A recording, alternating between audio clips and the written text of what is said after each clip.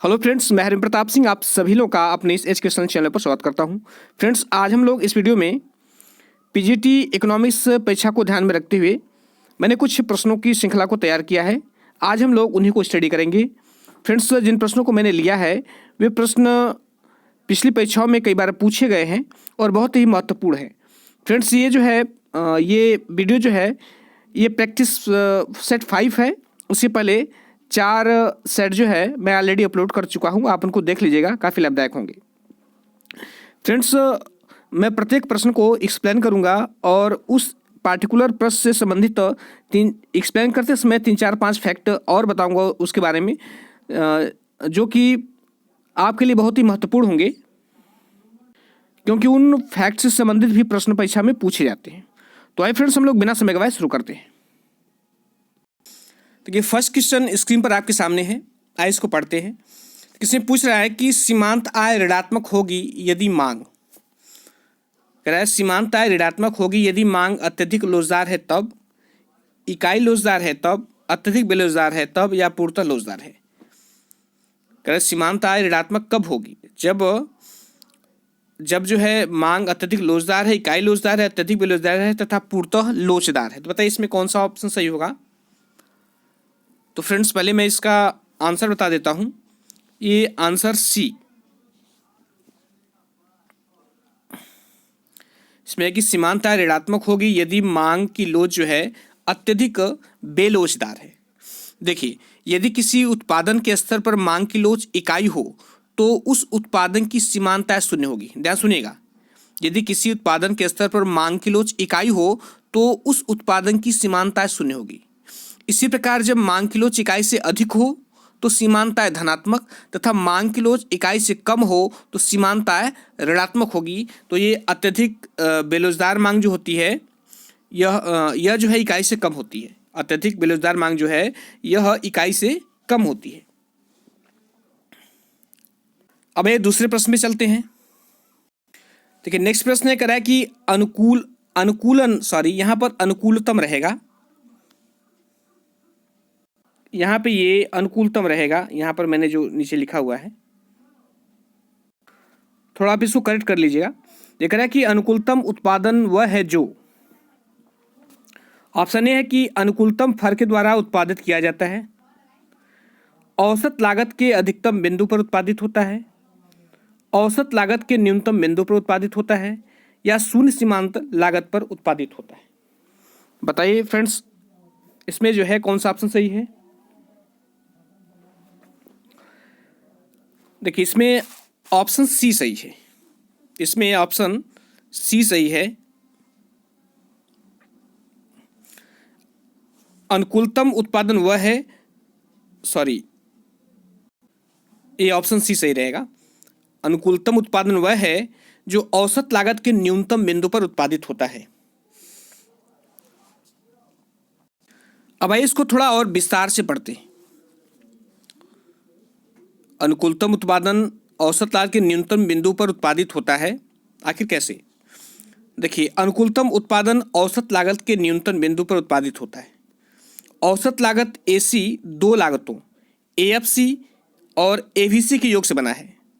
जो औसत लागत होता है वह जो है एएफसी औसत स्थिर लागत और औसत परिवर्तनशील लागत के योग से बना है। एएफसी वक्र तो उत्पादन में वृद्धि के साथ निरंतर गिरता है। जो औसत स्थिर लागत होती है, जो उत्पादन में वृद्धि होती है तो वह निरंतर गिरता है, पर एवीसी वक्र तब तक गिरता है जब तक कि उत्पादन क्षमता का पूर्ण प्रयोग नहीं हो जाए। एवीसी जो है, एएफसी भी गिरता है, उत्पादन वृद्धि से औसत स्थिर लागत गिरती है, औसत परिवर्तनशील लागत भी गिरती है, लेकिन तभी तक परिवर्तनशील लागत गिरती है जब तक कि उत्पादन क्षमता का पूर्ण प्रयोग नहीं हो जाता। जब पूर्ण प्रयोग हो जाता है उसके बाद भी उत्पादन जारी होता है, तब एवीसी जो है गिरने लगती है। तो ये कह रहा है कि इस प्रकार अनुकूलतम उत्पादन के स्तर की प्राप्ति तक दोनों एएफसी तथा एवीसी वक्र घटेंगे, अर्थात एटीसी वक्र भी घटेगा। एएफसी घटेगा, एवीसी घटेगा और एटीसी वक्र भी घटेगा। उत्पादन के अनुकूलतम स्तर के बाद जब उत्पादन की वृद्धि होगी तो एएफसी वक्र तो गिरेगा, पर परिवर्तनशील लागत उत्पादन की वृद्धि की तुलना में अधिक तीव्र दर से बढ़ेगी। फलस्वरूप एएफसी की गिरावट के बावजूद भी एवीसी वक्र की तीव्र दर से वृद्धि के कारण एटीसी वक्र ऊपर उठेगा। इसीलिए अनुकूलतम उत्पादन वह है जो औसत लागत के न्यूनतम बिंदु पर उत्पादित होता है। अब आशा करता हूं समझ में आ गया होगा। नेक्स्ट क्वेश्चन है, कह रहा है कि यदि दो साधन पूर्ण स्थानापन्न हो तो उनके बीच प्रतिस्थापन की लोच होगी। यदि दो साधन पूर्ण स्थानापन्न हो तो उनके बीच प्रतिस्थापन की लोच होगी। ऋणात्मक लोच होगी, अनंत होगी, धनात्मक होगी कि इकाई होगी। तो फ्रेंड्स पहले इसका आंसर बता दें। इसका आंसर बी होगा, अनंत। यदि दो साधन पूर्णतः स्थानापन्न हो तो उनके बीच प्रतिस्थापन की लोच अनंत होगी। यही कारण है कि संपूर्ण स्थानापन्नों का अंतिमान वक्र सीधी रेखा की आकृति का होता है। वह इस तरह होगा, एकदम सीधी रेखा के आकृति का होगा। इस प्रश्न से संबंधित कुछ और भी फैक्ट याद रखिए जिससे प्रश्न बनते हैं। देखिए, यदि वस्तु का स्वभाव स्वतंत्र है तो उसकी आड़ी लोच 0 होगी। यदि वस्तु पूरक वस्तु है तो उसकी आड़ी लोच ऋणात्मक होगी। यदि वस्तु स्थानापन्न है तो उसकी आड़ी लोच धनात्मक होगी। और यदि पूर्ण स्थानापन्न वस्तु है तो उसकी आड़ी लोच क्या होगी? अनंत होगी। प्रश्न इस तरह भी पूछ सकता है, दोनों तरीके से पूछ सकता है। इस तरह पूछ सकता है कि यदि आड़ी लोच 0 है तो वस्तु का स्वभाव कैसा होगा? तो वस्तु जो है स्वतंत्र वस्तु होगी। यदि आड़ी लोच ऋणात्मक है तो वस्तु का स्वभाव कैसा होगा? तो वस्तु पूरक वस्तु होगी। यदि आड़ी लोच का मान धनात्मक है तो वस्तु का स्वभाव कैसा होगा? स्थानापन्न वस्तु होगी। और यदि आड़ी लोच ऋणात्मक है, अनंत है, तो वस्तु कैसे होगी? तो पूर्ण स्थानापन्न वस्तु होगी। या इस तरह भी पूछ सकता है कि यदि जो है वस्तु स्वतंत्र है तो उसकी आड़ी लोच क्या होगी? तो उसकी आड़ी लोच 0 होगी। इस तरह दोनों तरीके से प्रश्न पूछ सकता है। आशा करता हूँ आपको समझ में आया होगा। नेक्स्ट क्वेश्चन है, कह रहा है कि अर्थशास्त्री निम्नलिखित मान्यताओं में से किसे उपभोक्ता के संदर्भ में हमेशा मानते हैं? कह रहा है कि अर्थशास्त्री निम्नलिखित मान्यताओं में से किसे उपभोक्ता के संदर्भ में हमेशा मानते हैं? ऑप्शन ए है, वे बाजार में विवेकपूर्ण निर्णय लेते हैं। ऑप्शन बी है, वे अपनी आय से ज़्यादा व्यय नहीं कर सकते हैं। ऑप्शन सी है, वे सभी दैनिक मजदूरी को कमाने वाले हैं। और ऑप्शन डी है, उनकी रुचियां समान दिशा में कार्य करती हैं। तो कौन सा ऑप्शन सही होगा? तो फ्रेंड्स इसका आंसर बता दें। इसका आंसर होगा ऑप्शन ए। इसका आंसर होगा ऑप्शन ए।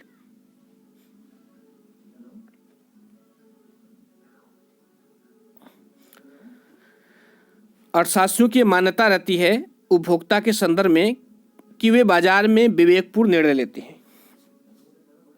उनकी मान्यता होती है कि प्रत्येक विवेकपूर्ण उपभोक्ता अपनी दी हुई आय तथा विभिन्न वस्तुओं के दिए हुए बाजार मूल्य के साथ अपनी आय को इस प्रकार से व्यय करने का प्रयास करता है जिससे उसे अधिकतम संभावित संतुष्टि या अधिकतम उपयोगिता प्राप्त हो सके। इसलिए अर्थशास्त्र में उपभोक्ता को विवेकशील समझा जाता है। नेक्स्ट क्वेश्चन है, कह रहा है कि निम्न कोटि की वस्तु के लिए आय उपभोग वक्र की ढाल हमेशा दाईं ओर ऊपर उठती हुई होती है, पीछे की तरफ मुड़ती है, बाईं ओर नीचे गिरती हुई होती है और क्षैतिज होती है। तो बताइए कौन सा ऑप्शन सही होगा? तो फ्रेंड्स इसका ऑप्शन बी सही होगा। कौन सा ऑप्शन सही होगा? ऑप्शन बी सही होगा कि निम्न कोटि की वस्तु के लिए आय उपभोग वक्र की ढाल हमेशा पीछे की तरफ मुड़ती है। अब आइए इसको चित्र के माध्यम से एक्सप्लेन करते हैं। पहले हम समझते हैं कि आय उपभोग वक्र का मतलब क्या होता है।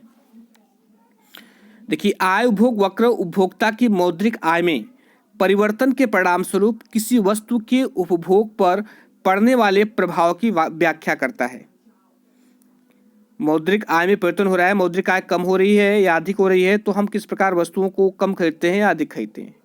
ठीक है, कह रहा है कि आय उपभोग वक्र जहां तक धनात्मक ढाल की होगी वहां तक तो वस्तु सामान्य वस्तु के रूप में होगी। ध्यान सुनिएगा, कई प्रश्न से बनेंगे।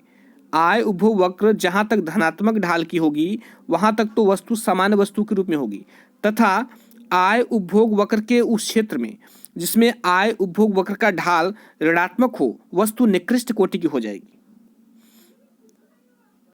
देखिए चित्र में OP1, ठीक है, यहाँ OP1 स्तर तक वस्तु जो है सामान्य वस्तु है, क्योंकि ये जो वक्र का ढाल है, क्योंकि यहाँ वक्र का जो ढाल है वो ऋणात्मक है। यहाँ OP1 तक वस्तु सामान्य वस्तु है, क्योंकि यहाँ से लेकर यहाँ तक जो वक्र का ढाल है वो धनात्मक है। जबकि यहाँ के बाद देखिए यहाँ पीछे मुड़ जाती है।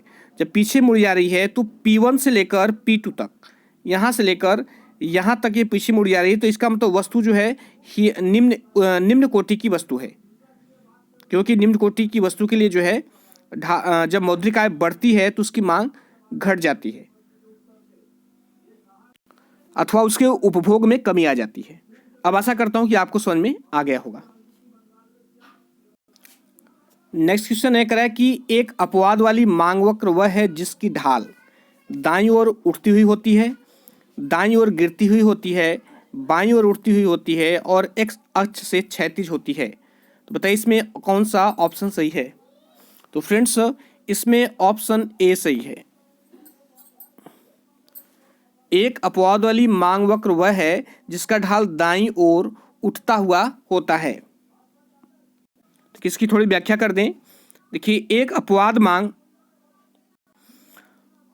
फिर से देखिए, कह रहा है कि एक अपवाद मांग वक्र वह होती है जिसकी ढाल दाईं ओर ऊपर उठती हुई हो। ऐसी स्थिति में मूल्य मांग संबंध धनात्मक होता है। इसमें गिफिन वस्तुएं, प्रतिष्ठा सूचक वस्तुएं, जीवन निर्वाह अनिवार्य वस्तुएं आदि के संबंध में ऐसी स्थिति देखी जा सकती है। देखिए यह एक अपवाद वाली मांग वक्र है ना, यह दाईं ओर उठती हुई होती है। जबकि जो सामान्य मांग वक्र होती है उसका आकार इस तरह होता है, ये इस तरह है, ये नीचे गिरती हुई होती है, ये ऋणात्मक ढाल वाली होती है जो सामान्य मांग वक्र है। लेकिन यहाँ पर देखिए, यहाँ पर ऊपर उठती हुई है, यहाँ पर दाईं ओर उठती हुई है, मतलब ये धनात्मक है। ठीक है, नेक्स्ट क्वेश्चन है, कह रहा है कि दो उदासीन वक्र IC1 और यहाँ पर IC2 होना चाहिए, गलती से लिख गया है। तो दो उदासीन वक्र IC1 और IC2 एक दूसरे को नहीं काट सकते हैं, क्योंकि IC1 मूल बिंदु के नतोदर होता है। दो उदासीन वक्र जो है एक दूसरे को नहीं काट सकते, क्योंकि IC1 मूल बिंदु से नतोदर होता है, IC2 मूल बिंदु से नतोदर होता है। IC1 और IC2 संतोष के विभिन्न स्तरों को व्यक्त करते हैं, और डी है IC1 और IC2 समानांतर नहीं होते। तो फ्रेंड्स इसका आंसर है ये ऑप्शन सी होगा कि IC1 और IC2 संतोष के विभिन्न स्तरों को व्यक्त करते हैं। देखिए उदासीनता वक्रों की ये विशेषता होती है कि दो उदासीनता वक्र एक दूसरे को काट नहीं सकते और न ही एक दूसरे को स्पर्श कर सकते हैं, क्योंकि प्रत्येक अंधिमान वक्र जो है संतुष्टि के एक निश्चित स्तर को प्रकट करता है। ऊपर वाला वक्र नीचे वाले वक्र की अपेक्षा अधिक संतुष्टि का स्तर व्यक्त करता है। जैसे ये उदासीनता वक्र है, तो देखिए ये जो उदासीनता वक्र है दो, देखिए एक ये है और एक ये दोनों जो है एक दूसरे को न तो काट सकते हैं, न तो एक दूसरे को स्पर्श कर सकते हैं, और न ही ये किसी दोनों अक्षों को स्पर्श करेंगे, न तो y और x अक्ष में किसी भी को भी स्पर्श नहीं करेंगे। और यह जो है एक जैसे ये है एक के ऊपर जो ऊपर वाला होता है उदासीनता वक्र, वह संतुष्टि के उच्च स्तर को व्यक्त करता है, नीचे वाला निम्न स्तर को। इसमें ये वाला जो अंधिमान वक्र है ये संतुष्टि के उच्च स्तर को व्यक्त कर रहा है, जबकि ये वाला जो है निम्न स्तर को व्यक्त कर रहा है। देखिए नेक्स्ट क्वेश्चन है, कह रहा है कि निम्न कोटि की वस्तु की स्थिति में जब आय बढ़ती है तो उसका उपयोग घटता है, उसका उपयोग स्थिर रहता है, उसका उपयोग बढ़ता है और उपयुक्त में से कोई नहीं। निम्न कोटि की वस्तु की स्थिति में जब आय बढ़ती है तो क्या होता है, उसका उपयोग घटता है, उसका उपयोग स्थिर रहता है, उसका उपयोग बढ़ता है अथवा उपयुक्त में से कोई नहीं। तो फ्रेंड्स इसका ऑप्शन होगा ऑप्शन ए सही होगा। निम्न कोटि वस्तु की स्थिति में जब आय बढ़ती है तो उसका उपयोग घटता है। देखिए, वे वस्तुएं जिनकी आय लोच जो है शून्य से कम होती है अथवा ऋणात्मक होती है। ध्यान सुनिएगा, वे वस्तुएं जिनकी आय लोच शून्य से कम अथवा ऋणात्मक होती है और तो इन्हें जो है हीन अथवा निम्न पदार्थ कहा जाता है। उपभोक्ता की आय बढ़ने पर इन हीन अथवा निम्न पदार्थ की मांग घटती है। अब नेक्स्ट क्वेश्चन को देखते हैं। नेक्स्ट क्वेश्चन है, पीगू के अनुसार स्थिर साम्य का उदाहरण है रखा हुआ अंडा, एक सिरे का टिकाया गया अंडा, भारी पेंदी वाला जहाज और उपर्युक्त सभी। बताइए, पीगू के अनुसार इसी साम्य का उदाहरण कौन सा है? रखा हुआ अंडा, एक सिरे का टिकाया गया अंडा, भारी पेंदी वाला जहाज या उपर्युक्त सभी। तो फ्रेंड्स, पहले मैं इसका आंसर बता दूं। पीगू के अनुसार जो है स्थिर साम्य का उदाहरण जो है भारी पेंदी वाला जहाज होता है। देखिए, प्रोफेसर पेगू के अनुसार आर्थिक इकाई स्थिर संस्थिति की स्थिति में तब होती है जबकि यदि कोई गड़बड़ी पैदा हो जाए तो तत्काल ही ऐसी शक्तियां क्रियाशील हो जाती हैं जो कि प्रारंभिक अवस्था को फिर से स्थापित कर देती हैं। समुद्र की सतह पर पड़ा भारी पेंदे वाला जहाज स्थिर संस्थिति में रहता है।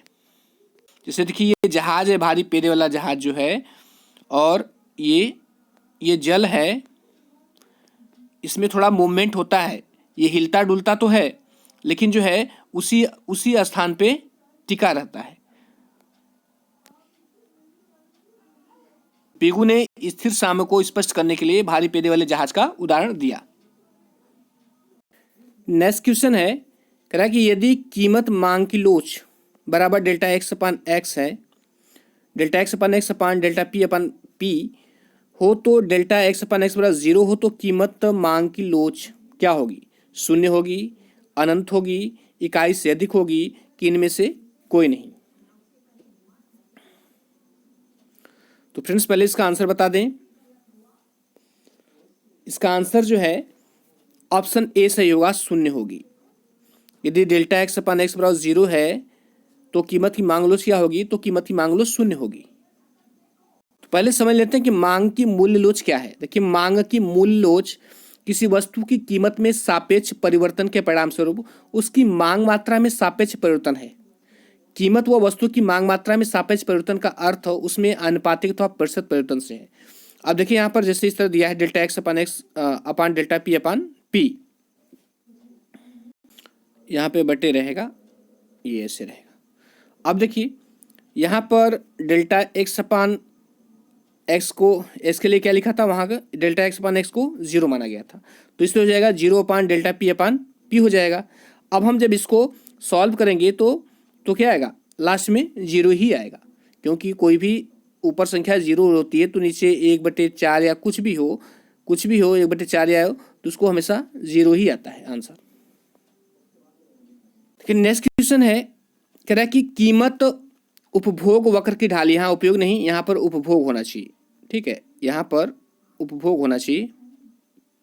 तो कह रहा है कि कीमत उपभोग वक्र की ढाल सदैव ऋणात्मक होती है, सदैव धनात्मक होती है, शून्य होती है, वस्तुओं की प्रकृति के संदर्भ में अतिरिक्त सूचना के अभाव में कुछ नहीं कहा जा सकता। तो बताइए, इसमें कौन सा ऑप्शन सही होगा? तो फ्रेंड्स, इसमें ऑप्शन डी सही होगा। इसमें जो है ऑप्शन डी सही होगा कि कीमत उपभोग वक्र की ढाल जो है वस्तुओं की प्रकृति के संदर्भ में अतिरिक्त सूचना के अभाव में कुछ नहीं कहा जा सकता, क्योंकि वस्तुओं की प्रकृति अलग अलग होती है। कोई स्थानापन्न वस्तु होती है, कोई पूरक होती है, कोई ऐसी वस्तु है जिसकी मांग अत्यधिक लोचदार होती है, कोई है जिसकी कम लोचदार होती है, किसी की मांग अनंत होती है, कोई जो है संयुक्त मांग वाली वस्तु होती है, कोई स्वतंत्र वस्तु होती है। तो उसकी वस्तु की प्रकृति के संदर्भ में जब तक अतिरिक्त सूचना प्राप्त नहीं होगी तो तब तक कुछ भी नहीं कहा जा सकता। तो ये ऑप्शन डी सही है। इसमें दिया है कि निम्नलिखित चित्र में प्रतिस्पर्धी फर्म के टी बिंदु पर, बिंदु टी कहाँ है? यहाँ देखिए, यहाँ पर देखिए, ये जो है ए आर बराबर एम आर है, ए आर और एम आर दोनों सेम है, ये एवरेज कास्ट है, औसत लागत है, और ये एम सी है, ये सीमांत लागत है। और यहाँ टी बिंदु पर देखिए क्या कर रहा है, इधर प्राइस है और इधर क्वांटिटी है, मात्रा है। क्या कर रहा है कि निम्नलिखित चित्र में प्रतिस्पर्धी फर्म के टी बिंदु पर, तो यहाँ पर आय क्या कथन कर रहा है, थोड़ा छोटा कर दे ताकि आपको समझ में आए। कह रहा है इस टी बिंदु पर लाभ सम्मिलित नहीं है, अति समान लाभ सम्मिलित है, सामान्य लाभ सम्मिलित है, कि की हानि सम्मिलित है। तो कौन सा ऑप्शन सही होगा? तो फ्रेंड्स इसमें ऑप्शन सी सही होगा। कौन सा ऑप्शन सही होगा? ये ऑप्शन सी सही होगा। देखिए, ऐसी फर्म जिनकी औसत लागत औसत आय के बराबर हो, ऐसी फर्म सामान्य लाभ अर्जित करेगी। यहाँ पर देखिए, इस बिंदु पर यहाँ देखिए, यहाँ पर ये औसत आय है, AR है, और यहीं पर और यहाँ पर देखिए ये औसत लागत है। तो जहाँ पर औसत लागत और औसत आय बराबर हो, ऐसी फर्म जो है क्या करेगी? यहाँ टी पर वह जो है सामान्य लाभ अर्जित करेगी। फिर नेक्स्ट क्वेश्चन है, कह रहा है कि मांग की लोच औसत आय जिसको AR बोलते हैं और सीमांत आय जिसको MR बोलते हैं, मार्जिनल रेवेन्यू, के बीच संबंध को निम्नलिखित सूत्रों में से किस में दिखाया गया है? मांग की लोच, औसत आय और सीमांत आय के बीच जो संबंध होता है, किसके बीच? मांग की लोच, औसत आय, सीमांत आय के बीच जो है, ये जो निम्नलिखित चारों सूत्र दिए गए हैं, तो चारों ऑप्शन में से किस में दिखाया गया है? E बराबर AR अपान AR माइनस MR होता है, या MR अपान AR माइनस MR होता है, या ऑप्शन सी में AR माइनस MR अपान AR होता है, या ऑप्शन डी में E बराबर AR अपान MR होता है। तो फ्रेंड्स बताइए कौन सा सही होगा? तो फ्रेंड्स इसमें ऑप्शन ए सही होगा। E बराबर AR अपान AR माइनस MR होता है, क्योंकि इसका सूत्र है कि मांग की लोच बराबर औसत आय बटे औसत आय माइनस सीमांत आय होती है। तो ए क्या है? ये औसत आय है, औसत आय बटे औसत आय, AR भी औसत आय है, और माइनस सीमांत आय होती है। तो MR क्या है? MR सीमांत आय है। नेक्स्ट क्वेश्चन है, कह रहा है कि औसत स्थिर लागत को प्राप्त किया जा सकता है। औसत स्थिर लागत को प्राप्त किया जा सकता है AFC बराबर TFC अपन TS के द्वारा, या AFC बराबर FC अपन TC के द्वारा, FC बराबर TC अपन FC के द्वारा, और FC बराबर TFC अपन TQ के द्वारा। तो औसत स्थिर लागत को कैसे प्राप्त किया जा सकता है? तो फ्रेंड्स इसका राइट ऑप्शन बता दूं, इसका राइट ऑप्शन है AFC बराबर TFC अपन TQ के द्वारा। देखिए, कुल स्थिर लागत को उत्पादित इकाइयों द्वारा भाग देने से जो भागफल प्राप्त होगा, वही प्रति इकाई औसत स्थिर लागत होगा। ध्यान सुनिएगा, कुल स्थिर लागत को उत्पादित इकाइयों द्वारा भाग देने से जो भागफल प्राप्त होगा, वही प्रति इकाई औसत स्थिर लागत होगा। सूत्र के रूप में इसको जो है AFC बराबर TFC अपन Q के रूप में हम व्यक्त कर सकते हैं, जहां पर जो AFC है यह जो है औसत स्थिर लागत है, TFC जो है यहाँ पर जो TFC है, यह TFC कुल स्थिर लागत है, तथा यहाँ पर TQ जो है ये टोटल आउटपुट है, मतलब कुल उत्पादन है। ठीक है, नेक्स्ट क्वेश्चन है, कह रहा है कि कर की मात्रा की तुलना में कीमतों में वृद्धि कम होती है जब कर की मात्रा की तुलना में कीमतों में वृद्धि कम होती है जब फर्म लागत वृद्धि नियम के अंतर्गत उत्पादन कर रही है, फर्म लागत समता नियम के अंतर्गत उत्पादन कर रही है, फर्म लागत हास नियम के अंतर्गत उत्पादन कर रही है, या डी उपयुक्त में से कोई नहीं। तो पहले इसका राइट ऑप्शन बता दूं, इसका राइट ऑप्शन होगा ए। कर की मात्रा की तुलना में कीमतों में वृद्धि कम होती है जब फर्म लागत वृद्धि नियम के अंतर्गत उत्पादन कर रही होती है। देखिए, यदि कार्यारोपित वस्तु का उत्पादन करने वाली फर्म लागत वृद्धि नियम के अंतर्गत उत्पादन कर रही है, तो कर की मांग की तुलना में कीमतों में वृद्धि कम होती है।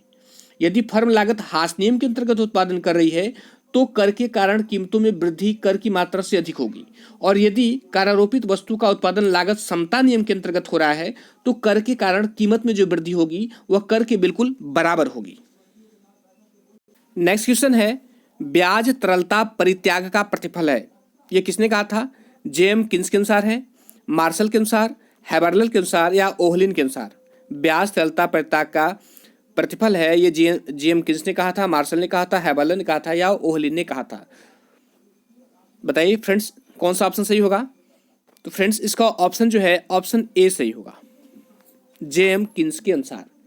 देखिए, जेएम किन्स के अनुसार एक व्यक्ति अपने कार्यों को पूरा करने के लिए अपने पास कुछ नगद मुद्रा रखता है। जब वह किसी को अपने इस तरल कोष में से कुछ उधार देता है, तो वह तरलता का परित्याग करता है, और इस तरलता के परित्याग के बदले जो पारितोषिक प्राप्त करता है वही ब्याज है।